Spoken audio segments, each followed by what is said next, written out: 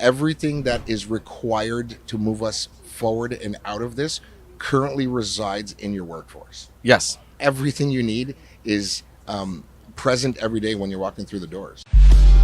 Welcome to the Matador Buscast. Tune in for everything you need to know to stay in the know regarding the automotive industry.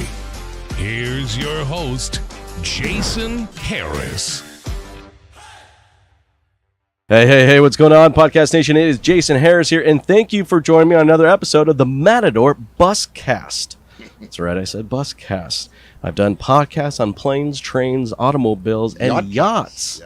But I've never done one on a bus. That's correct. And I have a very special guest with me. I have Shawn, the BDC Alchemist, or from BDC Alchemy. Correct, yes. Thank you very much. You're such a rock star. You know that?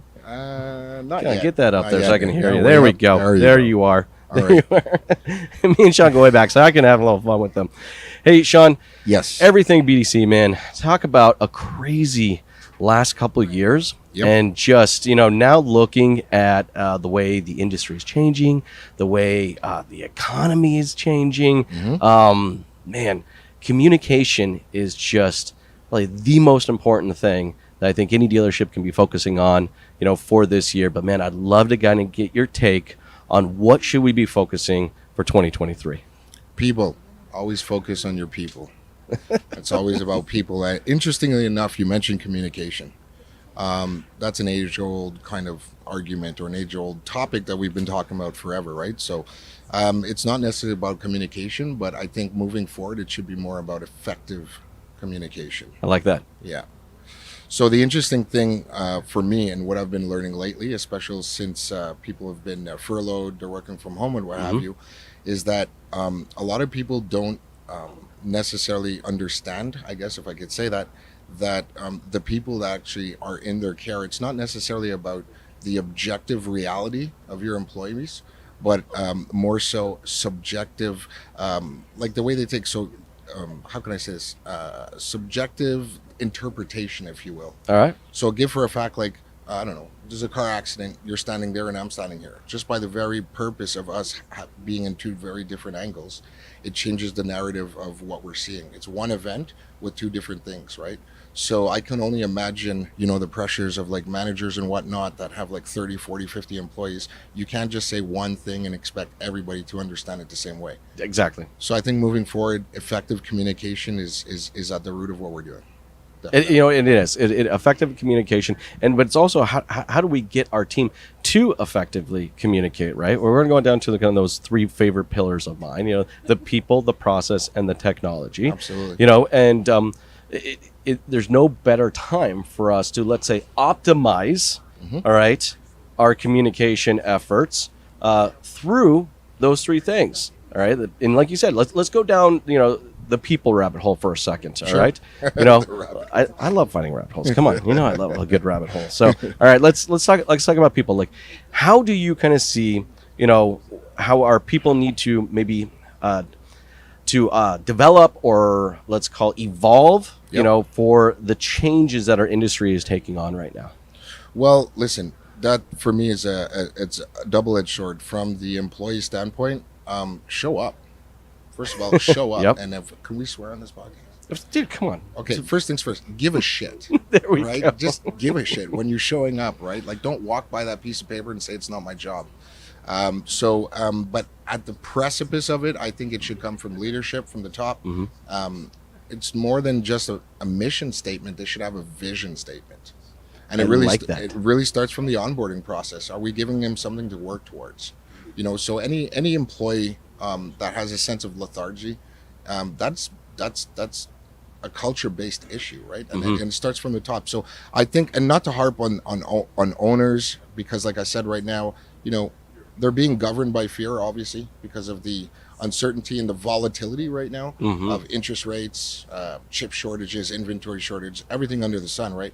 So I think moving forward this year, what I would like to see and why I'm so excited about being here at the NADA 2023 is that I'm really here to learn. I'm really here to absorb. Brian Benstock absolutely brought the house down yesterday. And you know what I mean? How is he thriving while everybody is surviving? right? So it's more about showing up. It's more about a mindset. And what I would like to see moving forward is more of a linear decision-making process instead of a vertical decision-making process. All right, let's go a little farther than that. Yeah, For sure. everyone out there watching and listening, kind of map that out for me, a linear. Well, linear would be like we need more leaders and less managers. Okay, I like Right. that. So as I said before, and I say it again, it's one of my favorite lines, like managers do things right and leaders do the right things. Right. So you don't necessarily have to have more managers. Managers are important. They manage the data, but the leaders are the people that can kind of get everybody together. Like there's always a leader within your ranks. It's the glue. It's the glue that sticks it together. And you don't necessarily, like, not all leaders want to be managers. And you neither can- should they be. Correct. I mean, listen, you can have a master tech that could be considered a leader, but because we're, the first thing that would have to happen in order for that kind of a system to take place is the admittance of ignorance, right? A lot of, if I could say this, but there's a lot of hubris in what we do. There's a lot of ego, and I think it's the release of power that scares decision makers. And I really strongly believe that if we're creating more leaders, this is exactly, listen, at the end of the day, it's very simple. Everything that is required to move us forward and out of this currently resides in your workforce. Yes. Everything you need is present every day when you're walking through the doors. So let's talk a little bit more about that transfer of power, because I think that's a huge thing. And look, it was something that I definitely learned the hard way. Yes, I did. Look, I was definitely one of those dealerships where I had people coming in and out on a pretty regular basis. I had a revolving door. Yeah. Right. I will admit it. Yes, I had a revolving door. Well, the entire industry, by the way, it's 52%. I know, and there's still the revolving Correct. doors out there, Yeah. right? It came to a point in time where I definitely had to do some self-awareness and a journey of just trying to understand, and I took ownership of that, right? And I found that, for me to kind of get into a place where, I was going to create the culture of my dealership. I was going to have teams, that were able to handle things on their own, and it wasn't always going to be on my shoulders. 'Cause, man, I felt the stress of everything always on my shoulders. Correct. Was I had to start empowering people. That means I had to, which was a very difficult thing for me to do, by the way. This wasn't easy for me to start giving up, all right, some of that power and empowering my staff. And I think there's a lot of people out there that struggle with that. How do we kind of get over that? How do you think we should get over that? Well, let me ask you, what was it? What was the catalyst that made you feel or make you know that you had to release that power? You know what? Funny, it was having kids. All right. Through life changes, Yeah. right? And I just having young kids, with children, right? You kind of, I think it very much so in like a business kind of a matter. I know we've talked about this in the past. I know I have a very interesting approach to parenting, right? But they're, they go through these stages of, I need to train them, right? Then I need to develop out, all right, their training. And then at some point in time, as they get older, I'm just going to have to I can no longer be a developer or trainer. Correct. I need to be a coach. Yep. Right. And I think it was having kids and realizing that there were going to be these stages and I need to get prepared for those stages. And in my business life, I wasn't doing that. So I'm like, look, here, I'm going to hit two birds with one stone. I love finding two birds with one stone. All right. And then there was that was the catalyst for me, was having children. Well, this is a great point. So leadership and management, I mean, look at the symmetries between parenthood and leading people, right? So, as managers, you're not, I firmly believe that you're not responsible for the results. You're responsible for the people that are responsible for the results. If you start to look at your business that way, the narrative changes completely, right? So that's what I meant before about the admittance of ignorance. It's not necessarily to harp down on anybody, but like for you, for example, before that, you released the power, as you said, what did your to-do list look like? That was huge. 20, 30, 40 kind of elements on there, right? 100%. Great. Well, now that you can kind of start delegating that, your business goes up, you're empowering your people, and by consequence, revenue goes up. Yeah, it was about, I think for me, one of the biggest things I did to empower my people was creating a safe place for them to fail. Absolutely. And you know what? You bring That up was a a really good pivotal point. moment. Yeah, right. Very of course. pivotal moment. Listen, when you prohibit failure, you kill innovation. Yes. When you prohibit failure, you kill innovation.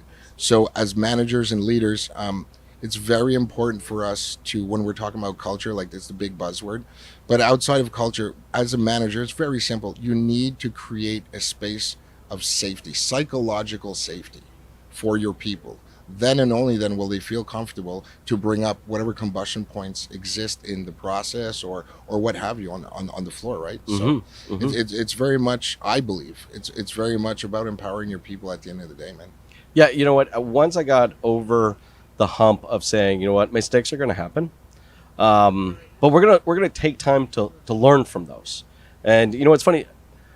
I actually found that I learned more from my failures than I did from most of my successes. Yeah. And you know what? And that empowered me to do better as I went along. And I figured if that's how I felt, then for surely my employees felt the same way. Yeah. And you know, but that was tough. I'm gonna be honest with you, man. As an operator, that was really, really hard to say. Okay, no, if I just did this for them, it would be done and it'd be fine. But to accept and give a place where like, no, I need you to do this yourself, and you may fail at it, but it's okay. Yeah, but you're also giving people something to work towards. Yes. Right. So, and I when I was running, when I was under the rooftop running BDCs, one of the, I guess you could say one of my greatest strengths was people and how I was. So fail hard, fail often, but fail forward, and fail fast.